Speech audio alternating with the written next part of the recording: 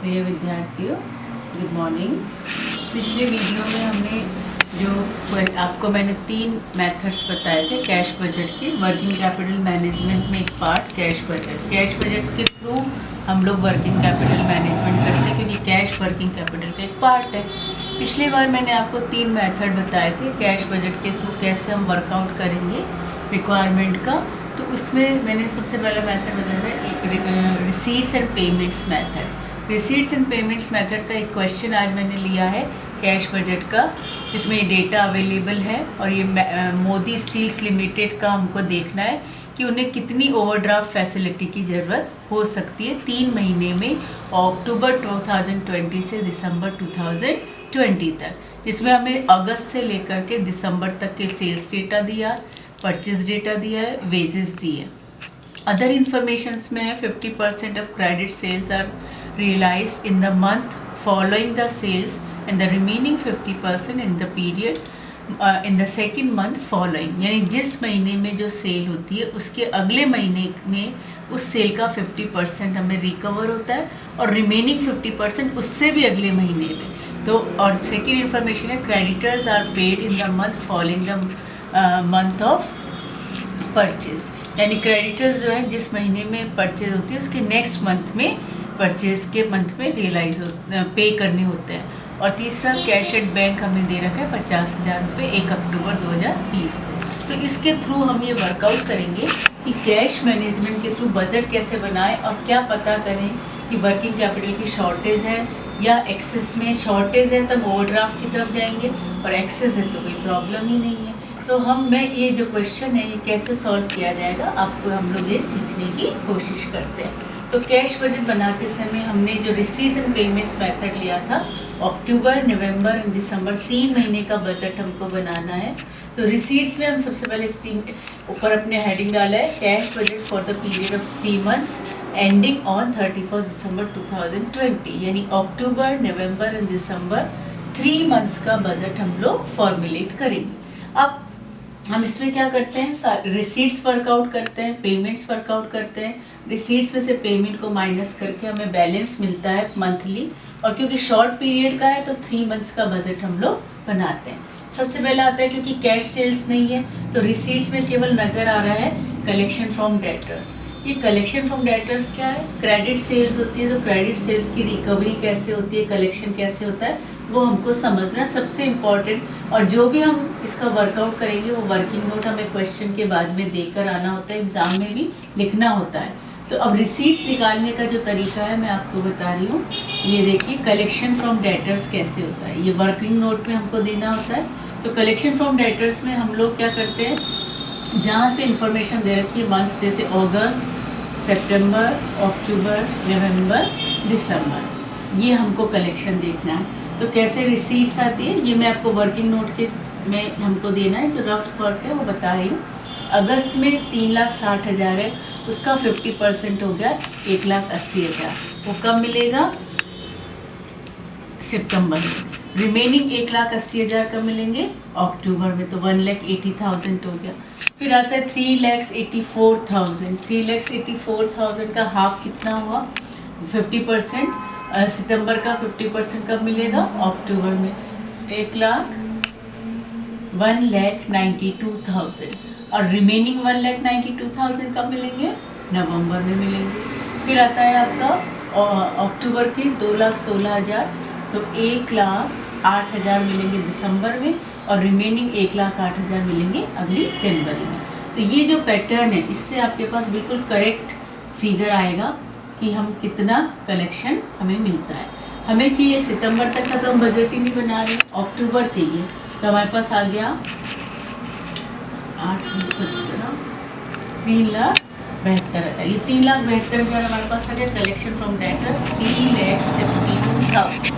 इसी तरीके से अक्टूबर का, नवंबर का जो है यहाँ पे देखिए अक्टूबर की सेल का एक मिला हमको, सितंबर का अक्टूबर में मिला। अक्टूबर का 50% मिलेगा 1,92,000 नवंबर में, और ये 2,16,000 है, 1,08,000 और आएगा यहाँ पे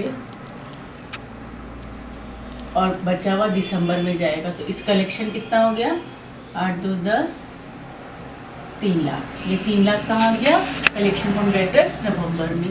फिर हमारे पास है 1 लाख, ये नवंबर की सेल का 50%, ये हमने नहीं लिया, छूट गया हमारा।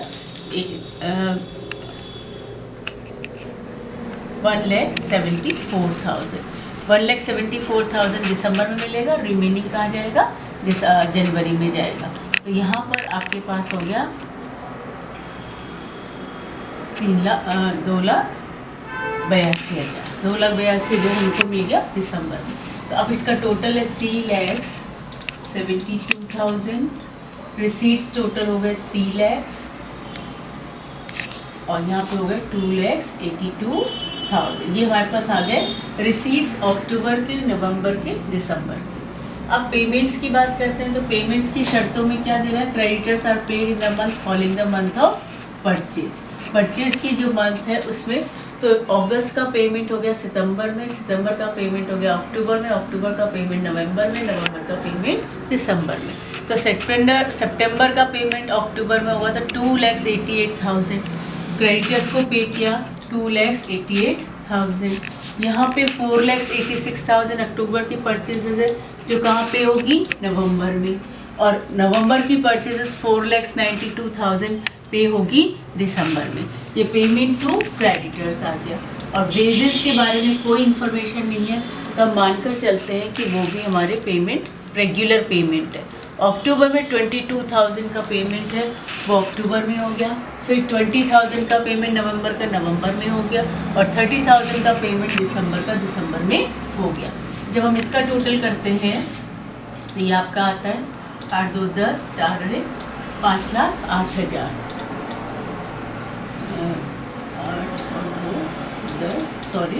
8 2 10, 5 लाख, ये 8 2 10, 11 2 1, 3,10,000 पेमेंट आ गया। यहाँ पर है ये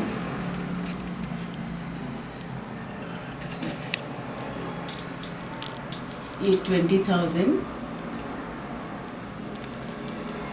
इसको भी इस फंड में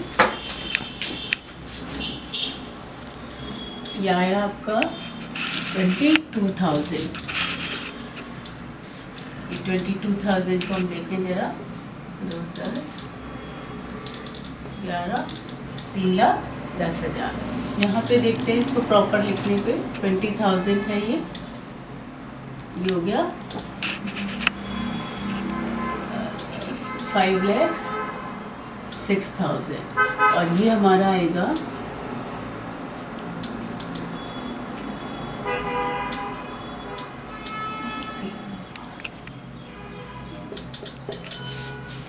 ये हमारे पेमेंट्स हैं, टोटल रिसीट्स और टोटल पेमेंट्स। जब हम लोग बैलेंस निकालते हैं, cash balance, receipts minus payments, यहाँ पे हम देखते हैं हमारे पास बैलेंस कितना आता है 62,000, ये प्लस का है। तो अक्टूबर का बैलेंस हमारे पास है 62,000, और ओपनिंग बैलेंस कितना है हमारे पास 50,000 का है। तो 50,000 हमारे पास जो ऐड हमने इसमें कर दिया ओपनिंग बैलेंस, ये हो गया 50,000। हम चाहें तो इसको कैरी फॉरवर्ड कर सकते हैं, यहाँ ओपनिंग बैलेंस आ सकता है तो हम लिखेंगे ओपनिंग बैलेंस, तो ये कैरी फॉरवर्ड भी हो सकता है, या तो हम बाद में भी इसका एडजस्टमेंट कर सकते हैं। तो ये आया आपका 1,12,000। जब 1,12,000 इसका ओपनिंग बैलेंस होगा, यहाँ पे हमारे पास 3 लाख तो रिसीट्स हैं, 5,06,000 आपके पास पेमेंट्स हैं। तो अब देखिए क्या पेमेंट बचता है,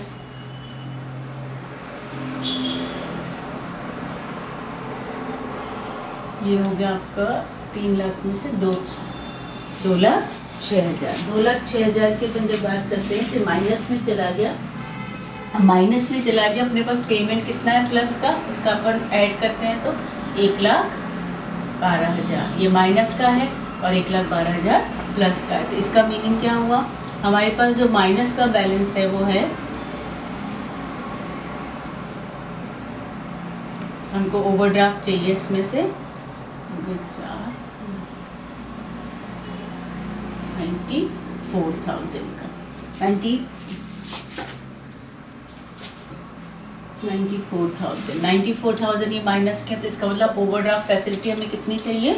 94,000 की ओवरड्राफ्ट फैसिलिटी हम अवेल करेंगे नवंबर में। अब ये ओपनिंग बैलेंस हो गया दिसंबर के लिए।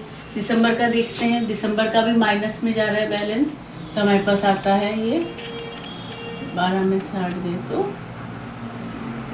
2,40,000 2,40,000 और 2,40,000 भी माइनस के हैं और माइनस के ही हमारे पास 94,000 है। तो देखिए टोटल ओवरड्राफ्ट फैसिलिटी हम लोग अवेल करेंगे 4 और 3,34,000। तो अब देखिए नवंबर में 94,000 का आपने ओवरड्राफ्ट लिया, उसी को क्यूमुलेट करते हैं तब तो 3,34,000 का ओवरड्राफ्ट है और दिसंबर में ओवरड्राफ्ट लेंगे 2,40,000 का। तो इस कंपनी को नवंबर और दिसंबर में ओवरड्राफ्ट फैसिलिटी वर्किंग कैपिटल की जो है वो उसको अवेल करनी पड़ेगी। तो ये हमारा हो गया cash budget. This is all about receipts and payments method, जिसमें वर्किंग कैपिटल की रिक्वायरमेंट निकाली है ओवरड्राफ्ट फैसिलिटी के लिए डिसीजन लेने के लिए। Okay, thank you.